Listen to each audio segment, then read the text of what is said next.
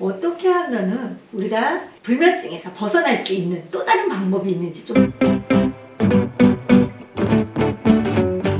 밤에 잠 못 자는 것만큼 괴로운 게 없다.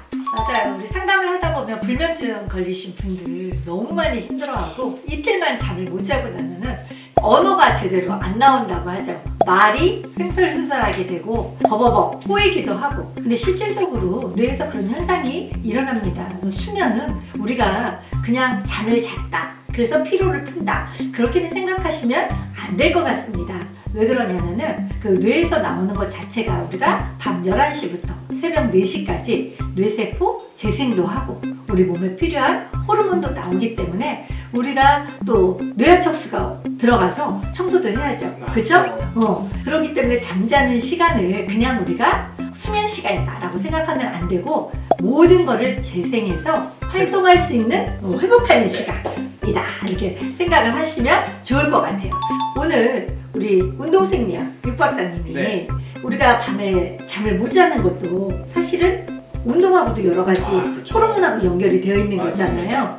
자, 어떻게 하면은 우리가 불면증에서 벗어날 수 있는 또 다른 방법이 있는지 좀 명쾌하게 말씀 좀 해주세요. 네, 맞습니다. 그래서 우리 수면 상당히 중요한데요. 네. 수면과 관련해서 우리가 생체 리듬이라는 것들이 존재하는데요. 맞아요. 생체 리듬. 낮과 밤에 맞춰서 우리의 몸이 거기에 리듬을 맞추는 것인데 맞아요. 이것이 결국에는 뇌과학과 상당히 많은 연관이 되어 있습니다. 맞아요. 생체 리듬. 네, 그래서 이런 뇌과학을 기반으로 해서 이런 생체 기능들이 많은 연구가 진행되었고 네. 실제로 2017년에 노벨 생리의학상을 수상한 바도 있습니다. 맞아요. 스웨덴에서. 그렇죠. 그렇죠? 네. 그래서 실제적으로 이제 많은 호르몬들이 관여하고 있는데요. 멜라토닌과 그리고 다양한 네. 있지만 그래도 최근에는 이런 옥시토신이라는 호르몬들도 상당히 우리가 이런 생체 리듬에 많이 관여를 하고 있습니다. 옥시토신이 하는 일이 뭘까요? 옥시토신은 다양한 역할을 하는데요. 첫 번째 가장 대표적으로는 우리가 어떤 사회관계에 있어서의 어떠한 감정 조절을 하는데 중요한 역할을 하게 됩니다.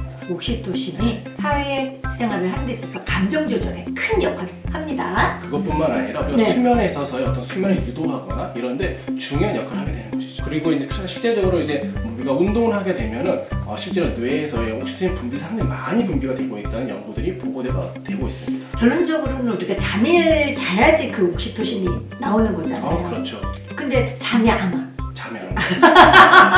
지금 불면증 때문에 잠이 안 와요. 그래서 여기서 중요한 점은 우리가 옥시토신이 우리가 운동을 하고 나서 운동 중에 옥시토신이 분비되는 것이 아니라 운동을 하고 나서 우리가 운동 이후에 회복이 되는 과정에 있어서 옥시토신이 많이 주로 분비된다는 연구 보고가 있기 때문에 우리가 우리가 수면 전에 어떤 적정한 운동을 함으로 인해서 네. 어떤 깊은 수면을 유도할 네. 수 있는 연구 결과들이 보고가 되고 있습니다. 맞아요. 제가 밤늦게 운동하지 말라고 많이 말씀드려요. 그런데 지금 우리가 일상사례적으로는 운동을 조금 일찍 저녁 때, 그렇죠. 그죠? 네. 5, 6시, 6, 7시, 우리 보통 5시나 6시 퇴근하시니까 이때 식사하기 전에 좀 일찍 운동을 하시면 맞습니다. 운동 후에 계속 우리 몸은 관여를 해가면서 옥시토신이라는 신경전달 물질을 내보냅니다. 그렇죠? 네. 그러니까 운동을 했으니까 끝! 이게 아니라 우리 몸은 계속 활동을 하기 때문에 우리가 조금 일찍 운동을 해서 우리가 편안하게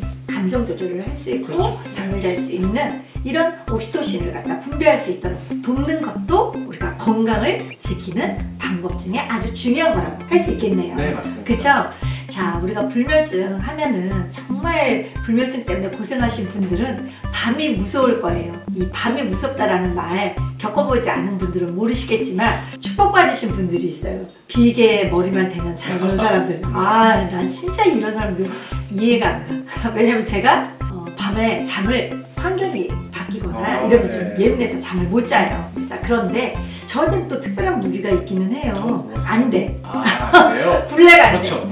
안막 안대를 통해서 이렇게 딱 눈을 덮는 거를. 시신경을 차단하는 거죠. 이때는 안대를 딱 갖다 대면 얘가 자야 된다라는 뇌에서 명령을 내려서 그런지 잠이 사실 되게 잘 와요. 그래서 일단 제일 중요한 거는 빛을 또 차단해야 되지 않을까요? 맞습니다. 네, 빛이 그래서 뇌에 들어갔을 때 어떤 역할? 그렇죠. 우리가 수면에 들어가기 위해서는 우리 뇌가 휴식을 취해야 된다 이런 신호가 상당히 중요한데요. 그런 측면에서 우리가 어떤 시신경을 차단하고 네. 결국은 우리가 어두운 상태 이런 조명을 낮춰줌으로 인해서 우리가 네. 깊은 수면에 서서히 도움이 되는 것이죠.